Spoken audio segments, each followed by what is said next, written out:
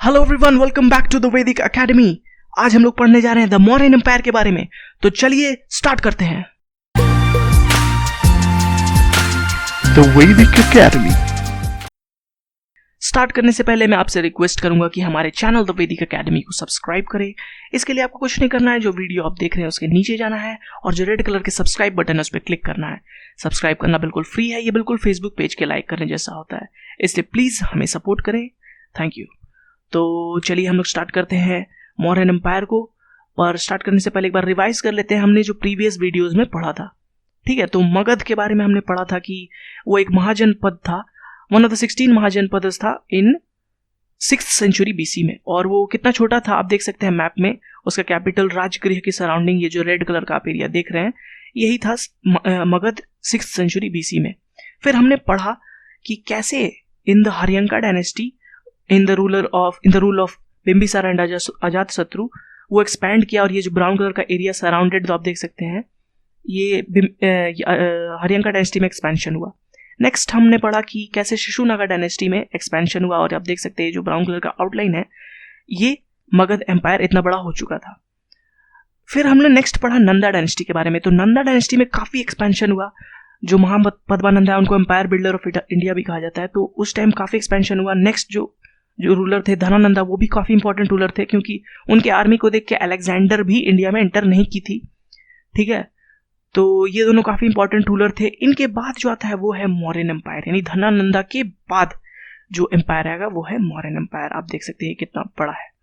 ठीक है, तो अब हम लोग स्टार्ट करते हैं मौर्यन एम्पायर को। तो मौर्यन एम्पायर हम लोग पढ़ेंगे 3 पार्ट्स में। जो फर्स्ट पार्ट होगा वो होगा इंपॉर्टेंट रूलर्स के बारे में। तो हम लोग इसमें इंपॉर्टेंट रूलर्स, जो 3 इंपॉर्टेंट रूलर्स हैं, यानी फाउंडर चंद्रगुप्त मौर्य, उनके बेटे बिंदुसारा और देन अशोका, उनके बारे में पढ़ेंगे। ठीक है, और नेक्स्ट जो पार्ट है इंपॉर्टेंट वो है Mauryan administration. Mauryan administration UPSC के पर्सपेक्टिव से बहुत ही इंपॉर्टेंट है, क्योंकि इससे काफी सब्जेक्टिव क्वेश्चंस आते हैं। ठीक है, जो थर्ड पार्ट है वो है मौर्यन आर्ट एंड आर्किटेक्चर। इससे भी सब्जेक्टिव क्वेश्चन ज्यादा नहीं, लेकिन ऑब्जेक्टिव क्वेश्चन काफी आ सकते हैं। ठीक है, तो जो दो इंपॉर्टेंट टॉपिक्स है एसएससी सीजीएल के पर्सपेक्टिव से वो है इंपॉर्टेंट रूलर्स और मौर्यन आर्ट एंड आर्किटेक्चर। इन दोनों से काफी क्वेश्चन आते हैं। ठीक है, एसएससी सीजीएल में, क्योंकि इससे ऑब्जेक्टिव क्वेश्चन काफी निकलता है। मौर्यन एडमिनिस्ट्रेशन जो है, इससे सब्जेक्टिव क्वेश्चन काफी निकल सकते हैं। तो चलिए हम लोग फर्स्ट पार्ट स्टार्ट करते हैं इंपॉर्टेंट रूलर्स में। इस वीडियो में हम लोग सिर्फ इंपॉर्टेंट रूलर्स के बारे में देखेंगे। नेक्स्ट वीडियो में हम लोग Mauryan administration and then Mauryan art and architecture पढ़ेंगे। ठीक है, तो इंपॉर्टेंट रूलर्स में सबसे फर्स्ट जो इंपॉर्टेंट रूलर है वो आप जान ही रहे हैं, चंद्रगुप्त मौर्य। तो चंद्रगुप्त मौर्य कौन थे? वो थे फाउंडर ऑफ मौर्यन एम्पायर, यानी first ruler of Mauryan empire. इन्होंने ही मौर्यन एम्पायर का नींव रखी थी। ठीक है, तो इन्होंने किसे हराया था? ऑब्वियसली धनानंदा, जो कि लास्ट रूलर थे नंदा डायनेस्टी के, उनको ओवरथ्रो किया था। ठीक है, तो धनानंदा तो इतने इंपॉर्टेंट, इतने पावरफुल रूलर थे, इतना बड़ा उनका एम्पायर था, उसके अलावा इतनी बड़ी आर्मी थी कि अलेक्जेंडर ने भी यू टर्न ले लिया था। तो चंद्रगुप्त मौर्य ने कैसे धनानंदा को हराया? तो Dhanananda was defeated by Chandragupta Maurya with the help of Chanakya. ये बहुत ही इंपॉर्टेंट फैक्ट है, आपको याद रखना है। चाणक्य, जिन्हें कौटिल्य भी कहा जाता है, जिनका असली नाम विष्णुगुप्ता था, आपको याद रखना है। ठीक है, असली नाम उनका विष्णुगुप्ता था। तो उनकी मदद से धनानंदा को डिफीट किया चंद्रगुप्त मौर्य ने। ठीक है, ये बहुत इंपॉर्टेंट स्टोरी है, आप इस पे पढ़ सकते हैं। काफी फेबल्स हैं, बहुत ही फेबल्स नहीं, काफी कहानियां हैं, काफी टेल्स हैं। ठीक है, और काफी वीडियोस भी हैं, पर ये सिलेबस में नहीं आता है। आप इनके बारे में जानना चाहते हैं तो आप देख सकते हैं वो वीडियोस। लेकिन अब हम लोग आगे बढ़ते हैं नेक्स्ट पॉइंट पे। तो चंद्रगुप्त मौर्य का ओरिजिन के बारे में, कि ये किस कास्ट से बिलोंग करते थे, ये बिल्कुल ही एम्बिगुअस है, मतलब क्लियर नहीं है। अकॉर्डिंग टू बुद्धिस्ट टेक्स्ट वो कहते हैं कि ये क्षत्रिय थे। ठीक है, और अकॉर्डिंग टू जो पुराण्स हैं, जो पुराणास है, उनके अकॉर्डिंग ये मौर्य क्लैन के थे। तो मौर्य से चंद्रगुप्त मौर्य आया, और वो एक शूद्र क्लैन था। ठीक है, तो और कुछ और लोग कहते हैं कि ये वैश्य थे। ठीक है, मौर्य क्लैन जो था वो वैश्य क्लैन था असल में। तो ये बिल्कुल ही क्लियर नहीं है कि इनका ओरिजिन क्या था। लेकिन लेटर टाइम्स में चंद्रगुप्त मौर्य ने जैनिज्म को अडॉप्ट किया था, ये श्योर है। ठीक है, तो अगर पूछे कि चंद्रगुप्त मौर्य किस रिलीजन से बिलोंग करते थे, तो वो जैनिज्म आंसर होगा। ठीक है, इनका ओरिजिन किस कास्ट से था वो क्लियर नहीं है। ठीक है, तो चलिए हम लोग आगे बढ़ते हैं। तो इन ग्रीक इनको 2 नाम से जाना जाता है, एक है सैंड्रोकोटस और एस को साइलेंट कर दीजिए, एंड्रोकोटस। ठीक है, तो इन दोनों नाम से रेफर किया गया है ग्रीक टेक्स्ट में, ग्रीक में भी इनके बारे में लिखा गया है। वहाँ के अगर बुक्स में आप जाएंगे तो उनको सैंड्रोकोटस या एंडोकोटस नाम से वहाँ पे रेफर किया जाता है। वो प्रोनाउंस नहीं कर पाते थे चंद्रगुप्त, इसलिए ऐसे नाम वहाँ पे हैं, ठीक है। तो ये 305 BC में एक बहुत ही इंपॉर्टेंट लड़ाई हुई थी और वो थी सेलुकस निकेटर के साथ चंद्रगुप्त मौर्य की, ठीक है। सेलुकस निकेटर के बारे में मैंने आपको पिछले वीडियोस में बताया था नंदा डायनेस्टी के टाइम पे कि ये गवर्नर थे अलेक्जेंडर के। अलेक्जेंडर जब घूम गए थे तो सेलुकस निकेटर को एज ए गवर्नर छोड़ दिया था वेस्टर्न इंडिया में, तो उनको हराया था चंद्रगुप्त मौर्य ने 305 BC में, आपको याद रखना है, ठीक है। और फिर हराने के बाद उन्हें भगाया नहीं था, बल्कि उनकी बेटी यानी हेलेन के साथ मैरिज अलायंस किया था, ठीक है। और फिर उनको गिफ्ट में टोटल 500 एलिफेंट्स भी दिए थे सेलुकस निकेटर को चंद्रगुप्त मौर्य ने, ठीक है। तो आप देख सकते हैं मौर्यन एम्पायर कितना बड़ा हो चुका था कि अलेक्जेंडर के जो गवर्नर है उनको डिफीट किया था और उनके जो 4 इंपॉर्टेंट प्रोविंसेस हैं उनको अपने अंडर ले लिया था, ठीक है। तो अब मौर्यन एम्पायर काफी बड़ा हो चुका था, ठीक है। तो 305 BC आपको याद रखना है सेलुकस निकेटर को जो हराया था, ठीक है।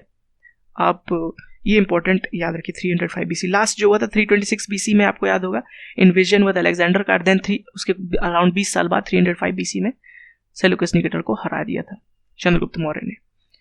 अब आपको याद रखना है ही अडॉप्टेड जैनिज्म, ठीक है। लेटर स्टेज ऑफ लाइफ में जैनिज्म अडॉप्ट किया था और ये जो इन्होंने जो ही डाइड ऑफ स्टारवेशन, मतलब जैनिज्म का जो रिचुअल होता है उसके अकॉर्डिंग ये साउथ के बहुत ही इंपॉर्टेंट श्रवण बेलगोला, ये मतलब आपको एकदम रट जाना, श्रवण बेलगोला जो है साउथ में जैन का बहुत ही इंपॉर्टेंट प्लेस है, ठीक है। वहाँ पे रिलीजियस प्लेस है, वहाँ जाके इन्होंने ही स्टार्व टू डेथ, ठीक है। तो ये आपको याद रखना, श्रवण बेलगोला से 2014 CGL में 2 क्वेश्चन आए थे, एक ही ईयर में 2 क्वेश्चन आए थे, तो ये बहुत ही इंपॉर्टेंट आपको याद रखना। साउथ में जैन का एक रिलीजियस प्लेस है जहाँ पे जाके चंद्रगुप्त मौर्य ने स्टारवेशन से निर्वाणा पाया था, ठीक है। तो सेलुकस निकेटर का आपको एक और याद रखना है कि को एक मेगास्थेनिस जो है उन्होंने भेजा था, एक एम्बेसडर भेजा था आप कह सकते हैं, ठीक है, ग्रीक एम्बेसडर। तो सेलुकस निकेटर ने ग्रीक एम्बेसडर भेजा था इन चंद्रगुप्त मौर्य और उन्होंने एक बुक लिखा था इंडिका, ये आपको याद रखना है। तो बहुत बार क्वेश्चन आता है हु रोट इंडिका, तो उसका आंसर होगा मेगास्थेनिस, ठीक है। मेगास्थेनिस किसके द्वारा भेजा गया, तो बाई सेलुकस निकेटर। किसके टाइम में भेजा गया, तो चंद्रगुप्त मौर्य। तो ये आपको याद रखना है, ठीक है। तो ग्रीक एम्बेसडर थे वो। नेक्स्ट हम लोग आ जाते हैं उनके सन बिंदुसारा के टाइम में। तो चंद्रगुप्त मौर्य ने काफी एक्सपेंशन किया, सेलुकस निकेटर को हराया एंड देन 4 प्रोविंसेस को लिया, देन जैन धर्म अपनाया, यू नो। तो अब हम लोग इसके नेक्स्ट फेज में आते हैं, यानी बिंदुसारा ने कहाँ एक्सपेंशन स्टार्ट किया। तो बिंदुसारा ने जो एक्सपेंशन किया वो मेजर साउथ में किया, ठीक है।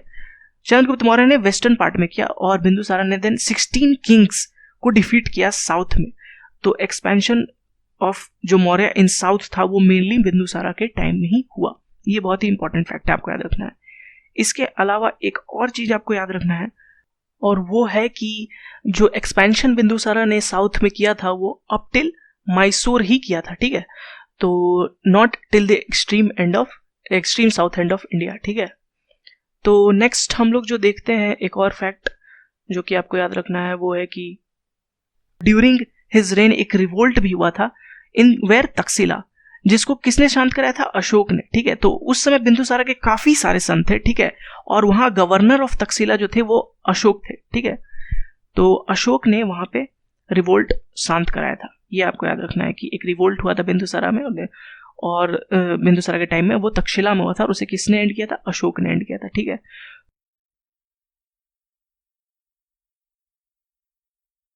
तो अब हम लोग नेक्स्ट देखते हैं बिंदुसारा का ग्रीक नाम क्या था। जैसे कि चंद्रगुप्त मौर्य का सैंड्रोकोटस था, तो इनका नाम था एमिथ्रोचैट्स, ठीक है। और इसके अलावा 2 एम्बेसडर इनके टाइम में भी आए थे, जैसे उनके चंद्रगुप्त मौर्य के टाइम में आए थे मेगास्थेनिस, इनके टाइम में 2 एम्बेसडर आए थे, वन डिमैकस फ्रॉम सीरिया और दूसरे डायनोसियस फ्रॉम इजिप्ट। ये दोनों आपको याद करना है, बिल्कुल याद करना है, ये क्वेश्चन बिल्कुल ही आ सकते हैं, ठीक है। ये किसके टाइम में आए थे, बिंदुसारा के टाइम में आए थे।